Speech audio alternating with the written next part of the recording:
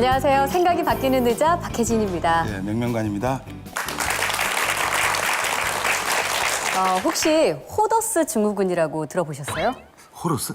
호러스 아니고 호더스요. 호러스. 좀 낯설죠? 이게 저장 강박증이라고도 불린다고 하는데 왜 여러분들 TV에서 뭐 세상에 이런 일이 이런 프로그램에서 가끔 그런 분들 보셨을 거예요. 물건을 한번 가지게 되면 물건에 너무 집착을 해서 절대 버리지 못하는 사람들. 저희 어머니. 아, 그러세요? 그런데 진짜 남들이 볼 때는 뭐 저런 것까지 저렇게 모을까 싶지만 그런 사람들은 그런 잡동사니 속에서 굉장히 위안도 느끼고 편안함도 느끼고 그런다고 해요. 예. 그 유명한 사람 중에 그 앤디 워홀이라는 분이 네. 계세요. 팝 아티스트. 네. 근데 이분은 그 유명인들의 사진, 편지, 심지어 쓰레기까지 다 모았다. 사실 근데 유명인들의 그것은 좀 가치가 있을 수도 있겠는데요. 네, 그래서 교황이 먹던 컵도. 예, 예. 근데 정말 우리가 가지고 있는 것 중에 한 80% 정도는 버려도 그렇죠. 사는데 크게 지장이 없을 겁니다. 네, 맞아요. 그런데도 인간의 욕심 때문에 잘 버리지 못하죠. 맞아요, 우리가. 맞아요. 예. 근데 뭐 살면서 저희가 뭐 이런 것만 있겠어요, 그죠? 그러니까 정리되지 않은 뭐 마음이라든가, 네. 뭐 상처라든가 뭐 이런 것 다 있잖아요. 그렇죠. 이런 거 언젠가 정리해야 되는데 자꾸만 쌓아두고 있잖아요. 네. 그래서 오늘 생각이 바뀌는 의자에서 한번 싹 정리하는 그런 시간을 가져보도록 괜찮네요. 하겠습니다. 네, 시작해 보겠습니다.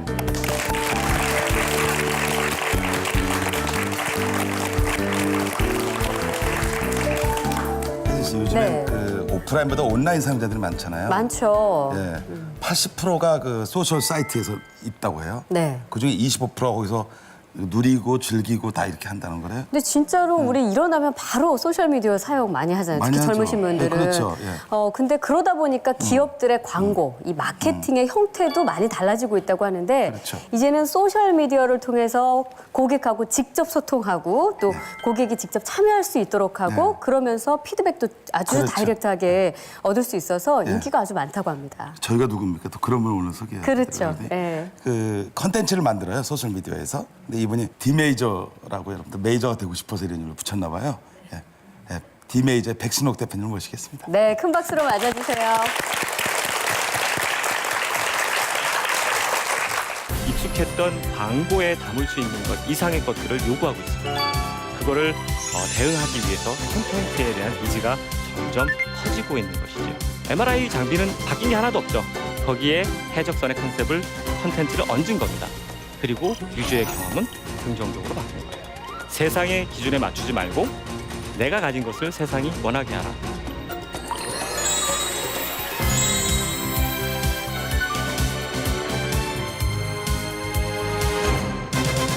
저는 디지털 컨텐트 마케팅 컴퍼니 디메이저의 대표를 맡고 있는 백승록이라고 합니다.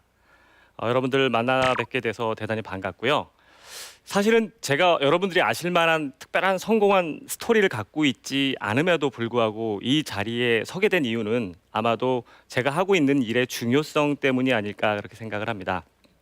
저는 그 광고인이라는 정체성을 가지고 한 20여 년을 일을 해왔었는데요. 사실은 그 광고라는 직업을 사람들한테 물어보면 굉장히 선망의 대상이 되는 직업이었습니다. 굉장히 자유롭고 크리에이티브한 분위기 속에서 일을 하고 때로 연예인도 만나고 또 드라마 속에서도 굉장히 멋지게 그려지죠. 그런데 이런 광고가 요즘에는 많은 변화 속에서 직면해서 여러 가지 어려움들을 겪고 있는데요. 가장 큰 이유가 소셜미디어, 모바일, 사물 인터넷, 소비자들의 그 매체 환경 자체가 전반적으로 디지털화하면서 광고도 그 변화의 한가운데 놓여져 있고 많은 변화의 요구를 받고 있습니다. 저희 제목에 보시면 아시겠지만 디지털 시대 컨텐츠로 세상의 변화를 꿈꾸다. 광고인인 제가 갑자기 컨텐츠란 말을 꺼내는 이유가 다 있습니다. 지금처럼 말씀드린 것처럼 디지털 시대에 접어들면서 매체 간의 영역이 점점 모호해지고 경계도 없어지고 이런 환경 속에서는 기존에 우리가 익숙했던 광고에 담을 수 있는 것 이상의 것들을 요구하고 있습니다. 그거를 대응하기 위해서 컨텐츠에 대한 니즈가 점점 커지고 있는 것이죠. 오늘 제 이야기는 한 가지 사례를 소개해 드리면서 본격적으로 풀어갈까 합니다. 이 기계가 뭔지 아시겠어요? 쉽게 말하면 MRI 그렇게 많이 들으시죠? 자기 공명 영상을 촬영하는 장비입니다.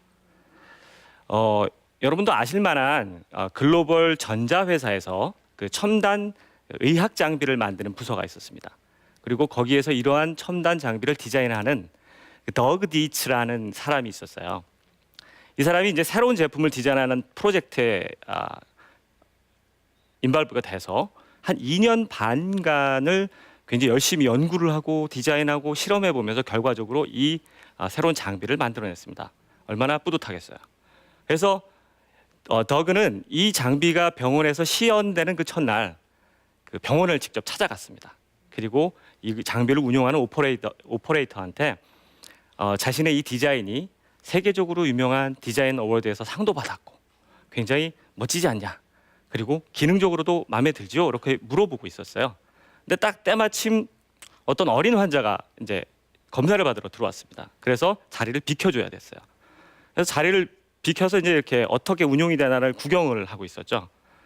그런데 어린 환자였는데 엄마 아빠한테 막 울면서 엄마 아빠 나 저기 들어가기 싫어요. 무서워요. 떼를 쓰기 시작을 한 거예요. 그래서 더그는 저거 왜 저러지라고 이렇게 보다가 계속 지켜보는데 결과적으로는 이 어린아이가 그 올라가기를 끝까지 거부를 했고 오퍼레이터가 어딘가에 전화를 걸었습니다. 그리고 빨리 와주세요.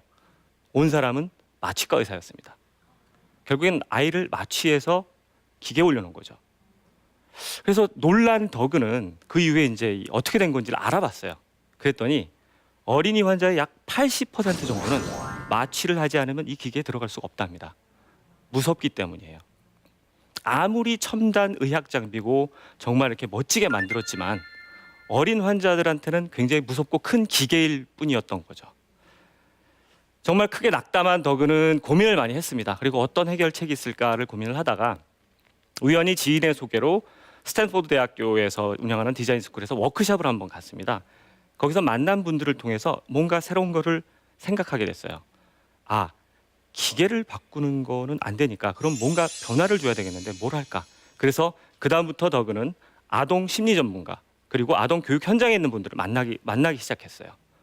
그리고 결과적으로 뭔가 깨달은 게 있어서 그거를 한번 적용을 시켜봤습니다. 그것이 바로 새로운 무수로 탄생한 이 어드벤처 시리즈예요. 첫 번째 컨셉은 해적선입니다. 이게 뭐냐면 MRI 장비 자체는 아무런 변화가 없습니다. 그 모습 그대로예요. 근데 이 MRI 장비에 해적선이라는 컨셉과 그다음에 이 장비가 운용되는 과정을 해적선 체험이라는 그런 컨텐츠로 채운 거죠. 이렇게 바뀐 이후에 어린이들은 아무런 스스럼 없이 이 장비에 올라가게 됐고 사실은 이 장비가 운용되면 경험하신 분들도 있겠지만 소리가 들립니다. 모터 소리가 굉장히 크게 들리는데 그게 무섭잖아요. 한 번 더 계산한 거는 거기에 스토리를 담아서 자 해적을 만나러 가는데 이 동굴을 통과할 때 소리가 난다. 근데 거기서 너가 움직이면 해적한테 들키니까 조용히 있어라. 그랬더니 아이들이 끝까지 조용히 있었다는 거예요. 자 이걸 보면서 여러 가지를 생각할 수가 있겠죠. 원래 이 사례는 그 세계적으로 유명한 디자인 컨설팅 회사 아이데오의 그 두 형제 CEO의 책, 그 크리에이티브 컨피던스에 나오는 사례예요. 근데 많은 사람들이 이걸 디자인 띵킹의 사례로 얘기를 하고 있지만 저는 컨텐트의 프레임으로 한번 바라봤습니다. 자, MRI 장비에서 어린 환자들이 굉장히 부정적인 경험을 하고 있죠. 그런데 거기에 해적선이라는 컨셉 그리고 그런 컨텐츠를 얹었더니 그 부정적인 경험이 긍정적으로 바뀐 거죠. 자, 이거를 미디어와 컨텐츠와 유저의 관점으로 봤을 때 MRI 장비는 바뀐 게 하나도 없죠. 거기에 해적선의 컨텐츠를 얹은 겁니다. 그리고 유저의 경험은 긍정적으로 바뀐 거예요. 또 다시 말씀드리지만 디지털 미디어 환경으로 바뀌면서 사실은 많은 사람들이 예전에는 우리가 일반적으로 매체하면 뭐 TV, 라디오, 신문, 잡지 4대 매체를 얘기했잖아요. 그런데 이제 매체가 너무 다양해졌어요. 계속 생겨나고 있죠. 그렇기 때문에 어디에 내용을 담을 것인가가 중요한 게 아니라 내용 자체, 무엇을 담을까가 더욱더 중요해지고 있다는 것입니다. 자, 딱 보시면 웃으시는 분들이 계셨죠. 자, 나이가 좀 드신 분들이세요. 왜냐하면 이 붕어 아이스크림이 세상에 나온 지 22년이 지났습니다. 그러다 보니까 이제 좋아하는 사람들은 나이가 좀 지긋하신 분들이고요. 젊은 친구들은 모르는 거예요. 몇몇 분은 저게 뭐지라는 분들도 계시는 것 같은데 그러다 보니까 회사에서는 이걸 어떻게 하면 젊은 소비자들이 이거를 먹게 만들까라는 고민을 하기 시작했어요. 그래서 젊은이들의 코드에 맞는 캠페인을 기획했고요. TV 광고 보셨을 거예요. 외계인이 막 침공하는 그 장면. 그리고 외계인 군단이 이제 지구에 왔는데 너무 추워서 사람들에게 잡아먹힌다. 이 컨셉으로 갔죠. 근데 어쨌든 TV 광고에 이어서 저희가 담당했던 건 소셜 미디어의 컨텐츠였는데요. 저희는 조금 더 이거를 광고에서 할 수 없는 얘기를 더 만들어 보자. 외계인의 침공? 그럼 이 붕어 아이스크림은 외계인이 이렇게 설계를 했을 것이다. 외계인의 설계도가 발견됐다. 그리고 지구의 어느 곳에서는 미스테리 서클이 발견됐다. 이런 식으로 계속 이야기를 풀어갔어요. 그랬더니 어떤 일이 벌어졌냐면 젊은 소비자들이 이 기업의 소셜 페이지에 와서 막 댓글을 달고 라이크를 누르기 시작했고요. 친구들을 태깅해서 소환하기 시작을 했어요. 그리고 거기서 자기네들끼리 막 놀더라고요. 이게 바로 컨텐츠의 힘입니다. 결과적으로 이 캠페인이 진행되고 나서 기업의 팬페이지 팬수는 66%가 증가를 했고요. 실질적으로 젊은 소비자들에게 이 컨텐츠가 도달하는 비율은 771%가 증가를 했습니다. 정말 커다란 효과를 볼 수 있었던 거죠. 다음 사례를 하나 더 말씀드릴게요. 이건 영화관 브랜드죠. 여러분들도 아시는. 이곳에서 저희들한테 요청이 왔습니다. 연말에 무언가 의미 있는 일을 한번 하고 싶은데 아이디어가 없다. 그리고 예산도 별로 많지 않다. 그런 요구사항을 들고 저희들이 이제 다 같이 모여서 고민을 했습니다. 무엇을 할까? 연말에는 연인이나 가족들은 오지 말라고 그래도 영화관에 올 것이고, 그럼 영화관에 못 온 사람이 누구지? 생각해낸 것이 외로운 싱글들입니다. 여러분들도 그렇죠. 혼자 영화관 가기 불편하시죠. 그게 우리나라의 문화잖아요. 그래서 이들을 어떻게 영화관으로 모이게 할 것인가를 생각을 했습니다. 그래서 외로운 남녀가 만나게 하자. 사실 그게 이제 시작이었어요. 근데 재미난 건 그 해의 여름에 소셜에서 짝이 없는 남성과 여성들이 무작위로 만나서 소개팅을 하자. 여의도 광장에서. 그래서 솔로 대첩이라는 거 사실 시도가 있었어요. 그래서 막 이슈가 많이 됐었죠. 근데 어떻게 됐습니까? 실패했죠. 왜 실패했을까요? 사실 그 장소에 모였던 것들은요, 외로운 남성들과 그다음에 경찰관들과 그리고 비둘기 외에는 아무도 없었답니다. 이게 안전성에 대한 이슈가 있기 때문에 그랬던 거예요. 근데 이 솔로관은 결국엔 누구나 알만한 브랜드가 주최를 했고, 소셜 미디어의 특성은 자기의 정체성이 명확하다는 거예요. 그래서 검증된 사람들 그리고 그들의 사연, 선발된 사람들이 모이는 거였기 때문에 며칠 만에 수만 명의 사람이 신청을 했어요. 그리고 그들이 또 영화관에 모여서 다양한 컨텐츠를 또 그들이 또 만들어냈어요. 외로움을 달랠 수 있는 커플이 된다는 것들. 그리고 실제로 그 현장에서 6쌍이 탄생을 했습니다. 지금까지 잘 만나고 계실런지는 잘 모르겠는데요. 이것도 지표로 보면 굉장히 엄청난 효과가 있었어요. 실제로 이 컨텐츠를 사람들이 공유하는 비율이 이전 대비 5,300%가 늘어났고요. 실제로 반응하는 거, 댓글을 달고 좋아하고 그다음에 또 공유하고 이런 것들 다 포함하면 6,300%의 효율이 있었던 거죠. 이런 것처럼 컨텐츠는 기존의 매체적인 곳에서 전통적인 매체적인 환경에서 풀어내지 못했던 그런 여러 가지를 풀어낼 수 있는 무한한 가능성을 갖고 있습니다. 저는 오늘 이 강연을 제가 참 존경하는 카피라이터이자 제 전직자 선배의 말씀을 가지고 좀 마무리를 짓고 싶어요. 이분이 이런 말씀을 했습니다. 세상의 기준에 맞추지 말고 내가 가진 것을 세상이 원하게 하라. 이게 컨텐츠 마케팅과 무슨 관계인가? 사실 이 말씀은 자기가 가진 것을 잘 판단하고 성찰하고 그것을 활용하라는 어떤 그런 말씀인데요. 근데 저는 여기서 컨텐츠에 대한 걸 좀 더 생각을 해봤어요. 결국엔 세상이 만들어 놓은 기준, 그건 미디어적인 어떤 기준이라고 본다면 내가 가진 그 무엇을 발견해서 나만의 독특한 색깔이 담긴 컨텐츠로 만들어낸다면 여러분들도 그 컨텐츠의 주인공이 될 수 있고 또 성공 스토리의 주인공이 될 수 있다는 것입니다. 자, 그래서 오늘 말씀드린 내용의 핵심은 결국엔 이 디지털 시대 굉장히 열려있는 환경 속에서 누구나 컨텐츠의 주인공이 될 수 있고 누구나 그것을 활용할 수 있다는 것. 그래서 오늘 이 말씀을 전하면서 강연을 마치도록 하겠습니다. 감사합니다.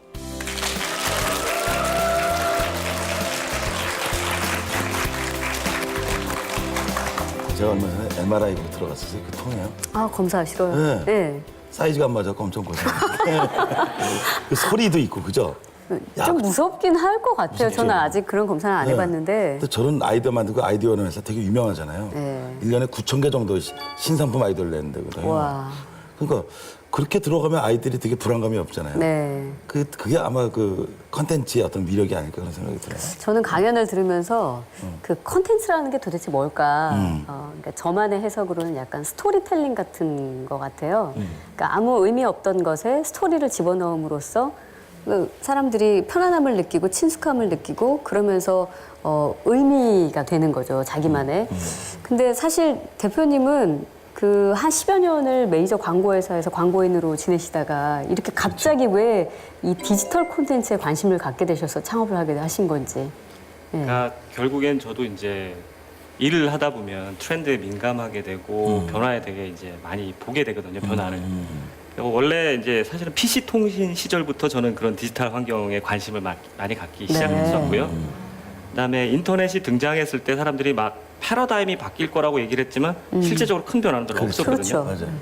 그런데 이제 이 인터넷에 소셜 미디어가 등장하면서 사람들이 연결이 되기 시작했고 그게 모바일 기기를 통해서 내 손 안에 들어오면서 정말 엄청난 변화가 일어난 거라고 저는 생각을 합니다. 네. 그래서 광고 일을 하면서도 이런 그 소비자의 미디어 환경은 굉장히 바뀌고 있는데 우리가 하는 일은 굉장히 기존의 전통적인 미디어에 이렇게 묶여 있다라는 생각을 들었어요. 네. 그래서 결국엔 이 변화하는 환경에 대응하려면 광고라는 키워드를 뭐 버릴 수는 없지만 더 광의의 개념인 컨텐츠의 개념으로 가야 되지 않을까 그런 확신을 갖게 했어요. 그런데 네. 저는 전 광고인이고 네. 지금 현 광고인이잖아요. 네. 한 근데 30년 전이죠, 30년 광고회사에서 일하셨던 게. 네, 암모나이트예요, 광고. 근데 중요한 건 뭐냐면 아직도 그 회사는 있단 말이에요. 오프라인이 있고요. 그렇죠. 네. 그 사람들 입장에서 봤을 때 되게 실험적이라고 느껴질 텐데. 네. 그럴 수도 있죠. 예, 이게 어떤 그 컨텐츠라는 게 뭐다. 그 소셜 미디어의 컨텐츠는 이런 거다. 그렇게 정의 내릴 수 있는 게 뭐가 있나요? 사실 뭐 많은 사람들이 컨텐츠는 이렇다라고 정의를 내는 게 있는데 좀 뭐 일관되고 굉장히 교과서적인 정의는 아직 없다라고 생각을 하고요. 네. 이렇게 말씀을 드리고 싶습니다. 소비자들이 반응하는 컨텐츠는 어떤 것인가를 말씀을 드리는데 결과적으로는 굉장히 소비자들에게 의미 있는 정보를 담고 있거나 아니면 정말 재미있거나 아니면 공감이 되거나 네. 뭐 때론 자극적인 건 있는데 이건 기업에서 활용할 수 있는 건 아니고요. 그렇죠. 그걸 제외한다면 그런 내용들을 담긴 어떤 형태의 컨텐츠든 사람들은 반응을 하게 되고요. 기업 입장에선 그런 그 소비자들이 원하고 반응하는 컨텐츠의 형태에 기업이 전달하고 싶은 내용을 잘 담아서 전달을 하면 소비자들은 이제 다 알아요. 이게 기업 컨텐츠인지 아닌지. 그럼에도 불구하고 기업 컨텐츠의 그 가치가 나에게 분명히 의미가 있다고 하면 사람들은 즐기고 공유하고 반응한다라는 거죠. 그 적정선을 잘 맞춰가면서 그렇죠. 하는 게 아주 중요하겠네요. 예, 예. 근데 그러면 소셜 미디어 콘텐츠 제작할 때 가장 정말 중요한 것이다 한다면 어떤 게 있을까요? 뭐 중요한 게 뭐 여러 가지 있겠습니다만 일단은 저희가 소셜 미디어에도 역시 어떤 시의성이 굉장히 중요한 것 같아요. 뭐 저희가 하는 일이 소셜 미디어에 국한된 일은 아니지만 사람들이 반응하는 컨텐츠들은 분명히 그 당시 그 시점에 사람들이 관심 있어 하는 것과 연결고리가 분명히 있거든요. 그렇겠죠. 예. 네.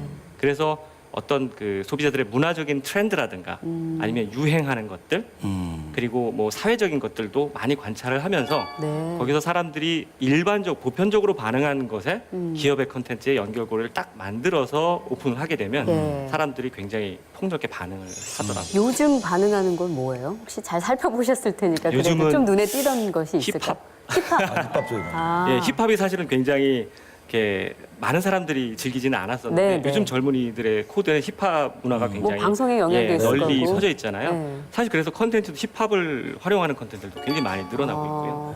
근데 어차피 광고 계통에 관련된 일을 하셔야 되는데 그렇게 다른 기능을 가진 사람이 들어왔을 때 효용성은 어느 정도라고 보시고 계시는 거죠? 일단 뭐 멤버 구성의 효율성은 조금 떨어질 수 있습니다. 네, 네. 왜냐하면 결과적으로는 소비자에게 뭔가 전달하는 그런 광고적인 컨텐츠를 만드는 일이기 때문에 네.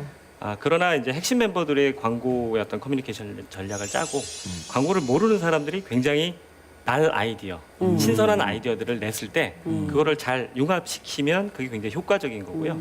그다음에 매체적인 측면으로 봤을 때 예전에는 어떤 그 광고 지면을 돈 주고 사서 집행하면 그게 끝이었거든요. 그렇죠. 네. 근데 이제 컨텐츠의 관점에서 바라보면 뭐 똑같은 돈을 제작 예산을 투입했을 때 이것이 한 번 보여주고 끝이 아니라 이 사람에 의해서 다른 사람으로 확산되기 때문에 미디어의 효율성은 사실 비교할 수 없을 만큼 굉장히 높습니다. 그래서 아까 캠페인이라는 그런 용어를 사용을 하신 건가요?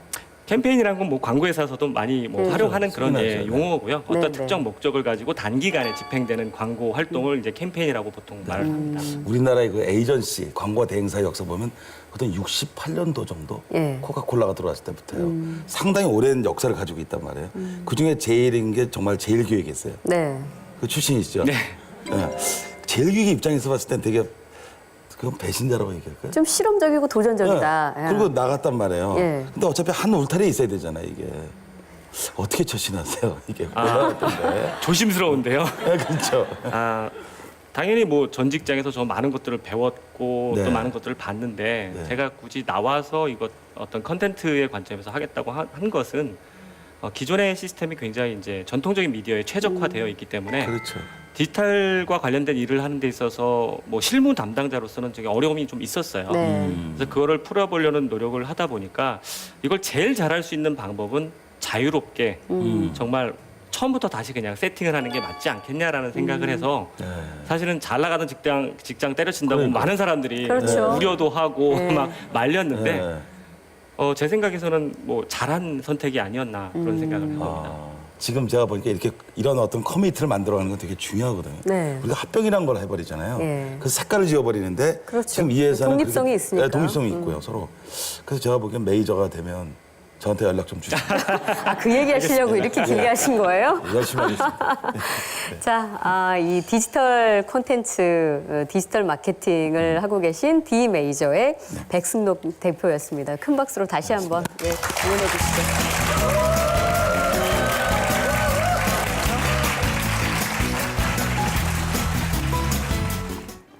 사람들은 누구나 고정관념을 가지고 있죠. 말 그대로 고정된 시각인데 그러다 보니까 다양한 관점에서 사물이나 어떤 일을 접근하지 못하게 되는 것 같아요. 그래서 오늘부터라도 이 고정관념을 깨는 연습을 좀 해보는 건 어떨까 싶습니다.